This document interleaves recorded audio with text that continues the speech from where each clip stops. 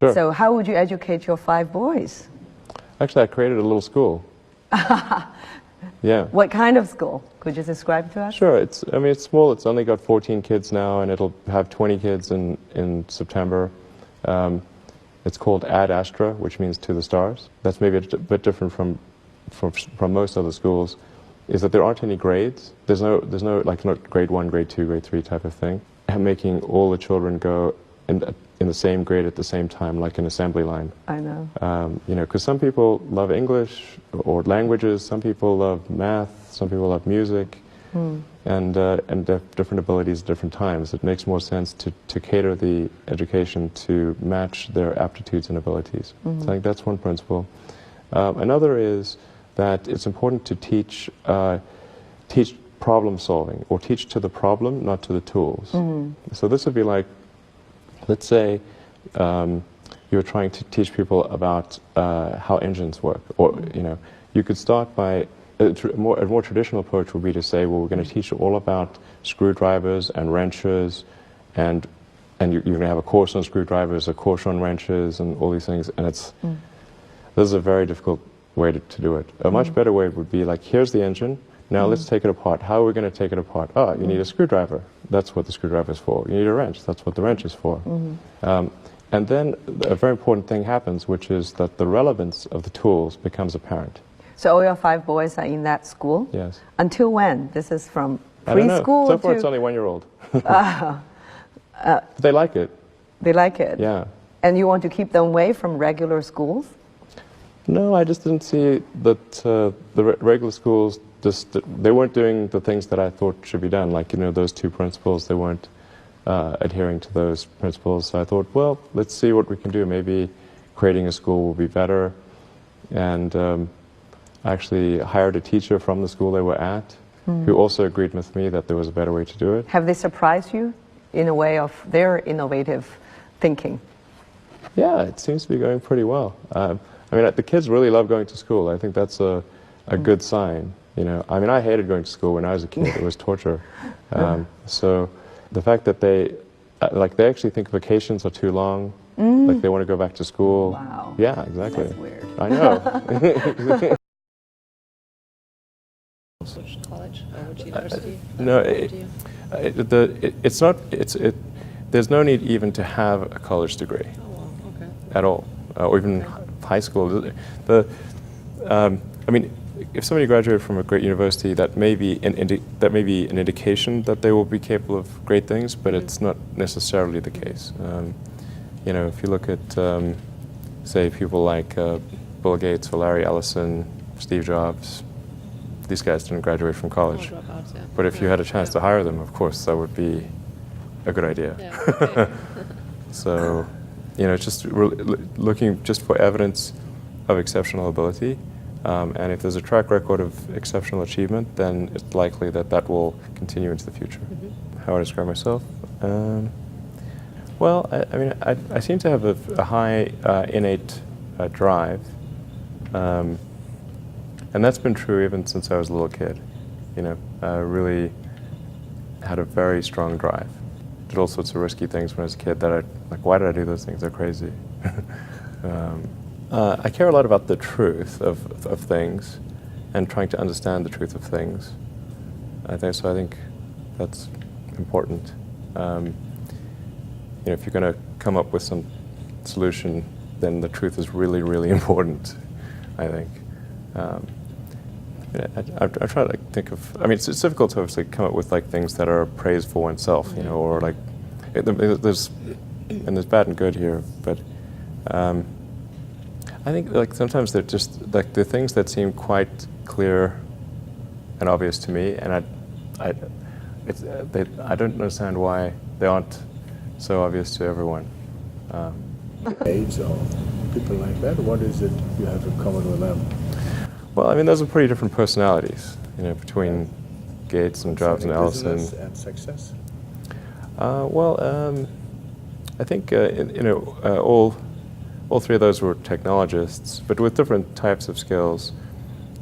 You know, Jobs was obviously very good with aesthetics, and you know, he understood technology, of course, and he really understood what people wanted even when they didn't know themselves.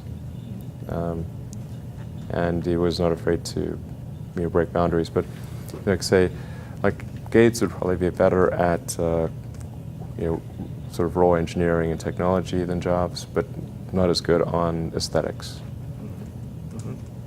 But I mean, for all of these guys, they're obviously very driven, and they're very talented, and they're able to attract great people to build a company.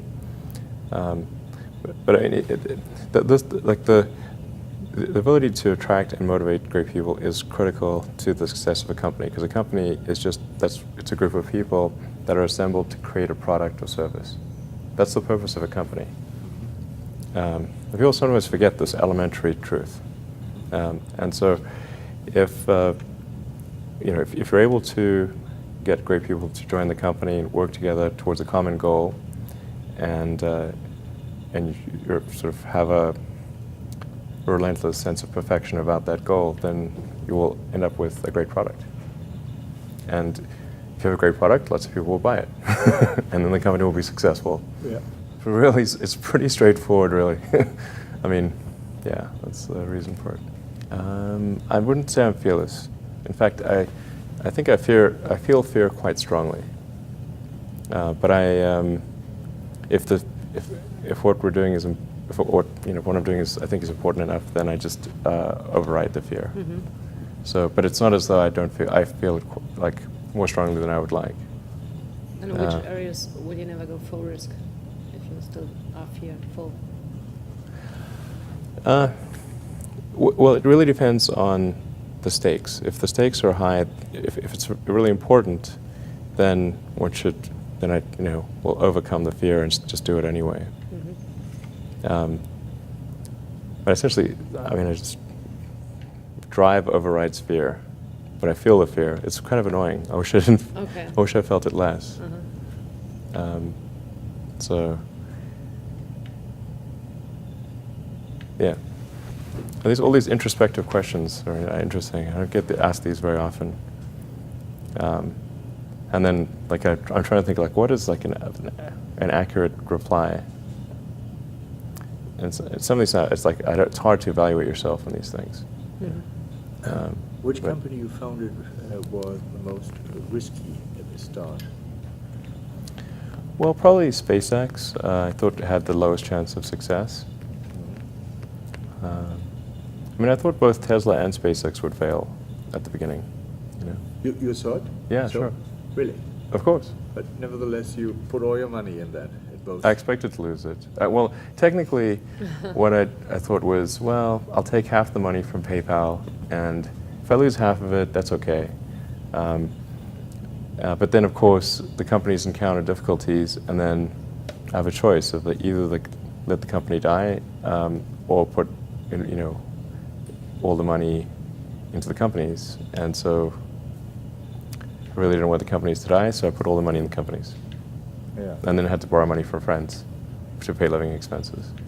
Yes. What was your best idea ever? My best idea ever? Yeah. This is tricky. I suppose coming to North America was my best idea. Okay. Because I think these things would not have been accomplished, almost anywhere else. It's really hard to start a company, but in particularly California, Silicon Valley is very conducive to startup companies, and so whenever I'd read books in South Africa, it would seem like the cutting edge of technology was in Silicon Valley, and so that's when I wanted to come and I wanted to move to this mythical place. Okay. And are there things you regret having done or for not having done so far? Well, there's lots of things that when life is short, and there's lots of things that could be done that one can't necessarily do. And these really are introspective questions. I think, I mean, overall, I think I'm pretty happy with what where things are. It's hard not to be, honestly. Yeah. You know. I'd be, yeah. Yeah, things are in a good place right now, and I mean, I'd like to, looking ahead, I'd like to see humanity go beyond Earth and have people on Mars. That would be really great. And to see widespread adoption of electric vehicles and renewable energy. These are great things. And yeah, I think those would be really, really cool.